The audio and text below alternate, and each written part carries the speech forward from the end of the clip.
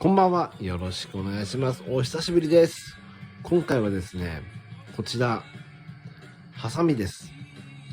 KTC さんのハサミになります。こんな感じです。大きさ的に言ったら、こんなくらいでしょうね。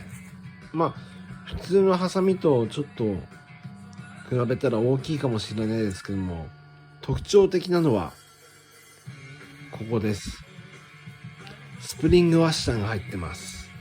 なので、ここのですね、これ、遠ミリの10ミリ。このナットを締めることによって、適度な圧力がかかって切りやすいです。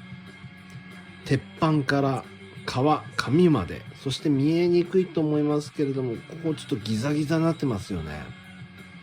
これが切れるんですよ。はい、以上の動画です。一応 KTC さんの AP1-17 項でした。以上です。ありがとうございます。